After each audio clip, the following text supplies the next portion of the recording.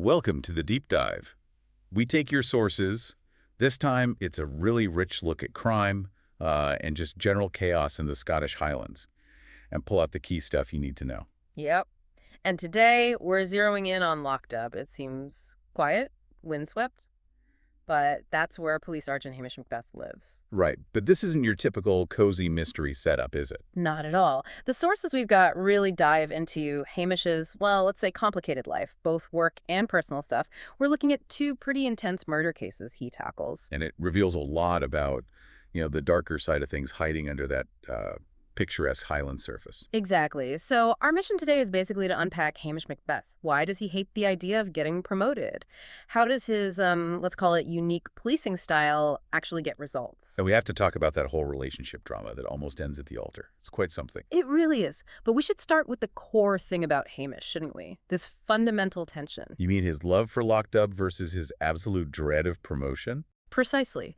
He loves his quiet little post, but he lives in constant fear that success will mean getting shipped off to Strathbane. Which he calls the sink of a place. He just wants quiet. Yeah.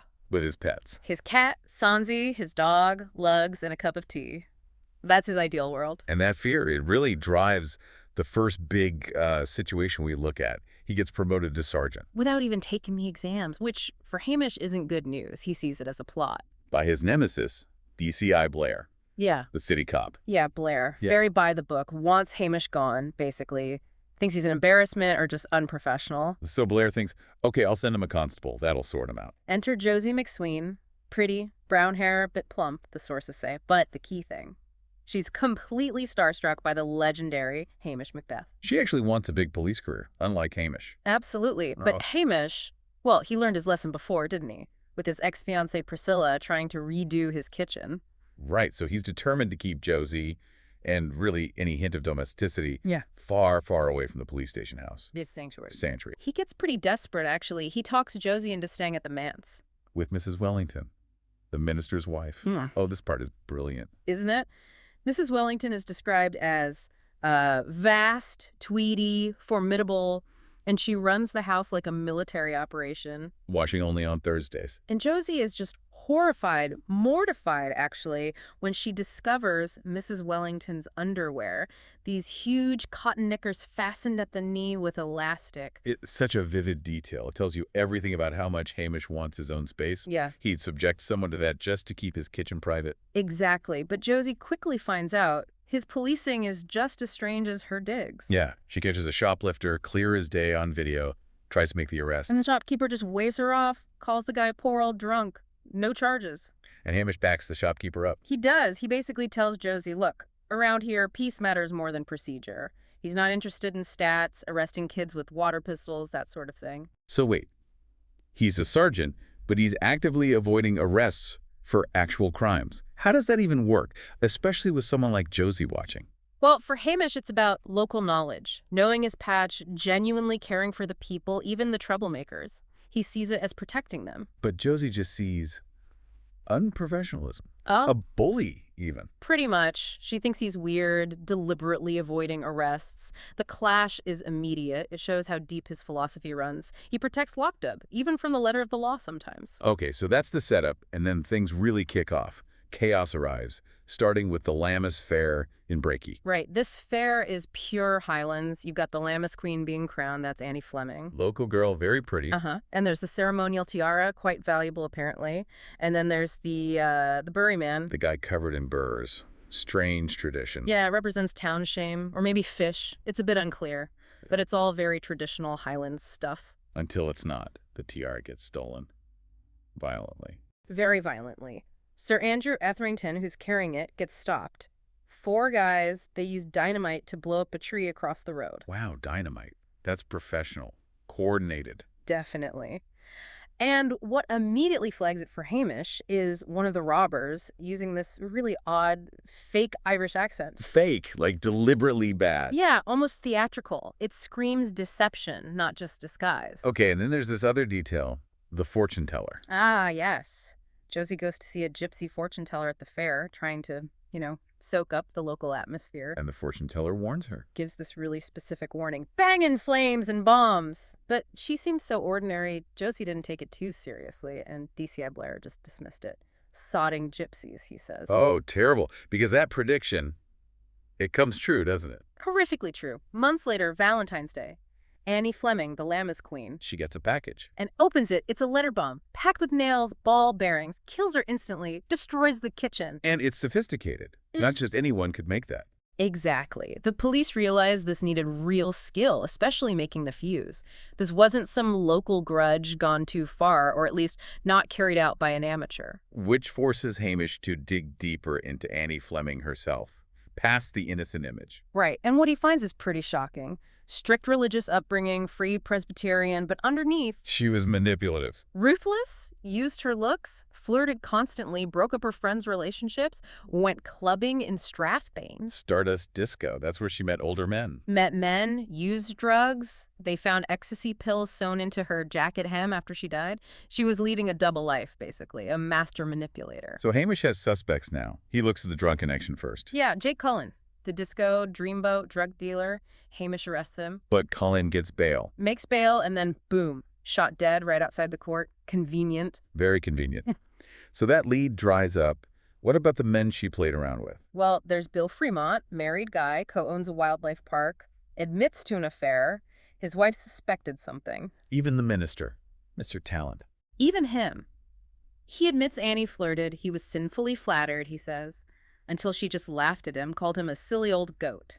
She seemed to enjoy cruelty. But Hamish, with his local knowledge, he focuses elsewhere, doesn't he? On the ones Annie hurt, who weren't obvious suspects. Exactly, the collateral damage. Like Mark Lussey. The spotty youth from the bakery. Annie had humiliated him publicly. And Mark turns up dead at the war memorial, wrists slashed. Looks like suicide. And another one, Percy Stain. Yeah, another young guy she messed with. He's found dead, too, in the Fleming's garden. Cutthroat razor, again, looks like suicide. It's two apparent suicides, both young men linked to Annie. That's suspicious. Very. Especially when Hamish finds out Mark Lussey had a chemistry set. Suddenly he looks like maybe he could have made a bomb fuse. It throws things off for a bit. So who did hate Annie enough to build that bomb and potentially kill these boys too? The breakthrough is kind of technical, actually.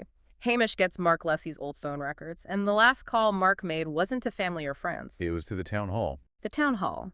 And that, through some good old-fashioned police work and Hamish's gut feeling, leads him to Councilman Jamie Baxter. Baxter. Seems respectable, friend of the provost. But utterly obsessed with Annie Fleming. Turns out he didn't just admire her, he rigged the Lemmas Queen vote so she'd win. Twice. Whoa! He typed up all the ballots himself, kept the originals locked in his bank safe, like a trophy. That's chilling. And when Hamish searches the safe, Finds the bomb-making stuff, the plans, everything. Baxter's charged with all 3 murders. Annie, Mark, and Percy. He'd killed the boys to silence them or frame them. case closed. You'd think Hamish could relax, but no. Oh no, the chaos just shifts focus right into his personal, like the Josie McSween wedding plot. It's almost funny, the irony. He solves this incredibly complex, dark, triple murder. And gets completely blindsided by his own constable, who somehow convinced him to marry her. He's miserable, dreading it. While she's planning nursery furniture for the 3 kids she intends to have. It's madness, and her plan to, secure him, it's actually criminal. Stealing drugs from the evidence room. Mandrax. Mandrax, yeah. Crushes it up, plans to slip it into his orange juice, maybe even Rohypnol later. It's not about love, it's about trapping him. But then, Mrs. Wellington intervenes.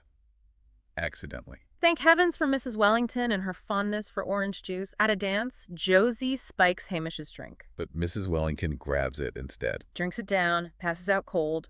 Remember those knickers? Well, her sudden collapse saves Hamish.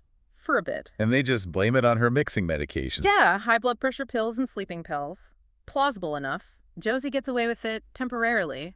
But the wedding day arrives. And it's just peak Hamish Macbeth drama. He's at the altar, completely miserable. Praying for escape, basically. And then his pets stage an intervention. Lugs the dog, Sunsy the cat. They physically block the church door. Barking, hissing, trying to keep Josie out. It's commitment avoidance via animal guard. But the real showstopper is Elspeth Grant. Right. Elspeth, who's been suspicious about Hamish's sudden engagement, she's done some digging. She crashes the wedding. Strides right up the aisle. She has proof Hamish was drugged. Turns out, Josie left another spiked drink lying around later, and Elspeth accidentally drank that one. She got it tested. Wow. So she exposes the whole plot. In front of everyone, Josie just bolts, humiliated, her plans in tatters. So the wedding's off, but the danger isn't over for Hamish. Not by a long shot. Solving the Baxter case has consequences. Jamie Baxter's wife, Cora. She blames Hamish for ruining her life, her status. Yeah. Finds him on the mountainside and shoots him with a rifle. Pure vengeance. Nearly kills him. But Elspeth saves him again. She does. Gets him help, tends his wounds, and cleverly uses the press attention, focuses it all on her heroic rescue while he recovers. So they try again. Sort of. They take the honeymoon trip, the one booked for Hamish and Josie. To Corsica, yeah. But strictly single rooms. It's very Hamish. And even there, he can't commit, can he? Nope. Keeps bringing up Priscilla, his ex. Buys an engagement ring. Elspeth thinks it's for Priscilla. It's all too much. So Elspeth leaves him there, alone again. Which is probably how he prefers it, deep down. He gets back to Lockdub, back to his bachelor ways. But peace never lasts long for Hamish, does it? The sources tease the next case immediately. Instantly. We shift to Drim, this really grim little village. And Captain Henry Davenport is found dead. Stuffed up a chimney. Just up a chimney. The obvious suspect is the local chimney sweep, Pete Ray. He's simple, gentle, and he's vanished. But Hamish smells a rat immediately. His instincts just scream, frame up. He knows Pete Ray, knows he wouldn't wear the fancy shoes found dangling from the chimney. And he notices other things. The crime scene details. Yeah, the fingerprints on the dead captain's wallet, too neat, like they were placed there after death. Pete Ray's motorbike has been wiped clean, but there's blood in the sidecar. So Hamish figures Pete Ray didn't just run. He was likely murdered too, and the scene's staged. Exactly. His gut tells him the whole story almost instantly, but his methods are all wrong for DCI Blair and the higher-ups. completely wrong. Poking around, making deductions without waiting for forensics. It drives them nuts. So he gets suspended. Again, for unorthodox behavior. It's the classic Hamish cycle, isn't it? Brilliance, solving the crime through instinct and local knowledge. Followed by trouble with authority. Often because he just doesn't want to climb the ladder. We've seen quite the range today. Letter bombs, psychological manipulation, fake suicides, bodies up chimneys. And through it all, Hamish relies on his gut, not the rule book. He risks everything. His job, his life. But he gets the killer, and he always ends up back in Lockdub. Which brings us to that big question for you, the listener. Is Hamish Macbeth good at his job because he ignores the rules? Or is he good despite it? He needs the city cops for the official stuff, sure, but they'd miss half the clues without his local insight. It's a real paradox, and maybe a final thought to leave you with. Think about Hamish's deep fear of vulnerability. All that effort he puts into avoiding commitment, the pets at the wedding, surviving being drugged, being shot, running from Elspeth. You think solving murders is easier for him? Honestly, given everything we've seen, for Hamish Macbeth, facing down a killer might actually be less terrifying than facing the prospect of sharing his life, or maybe just his kitchen.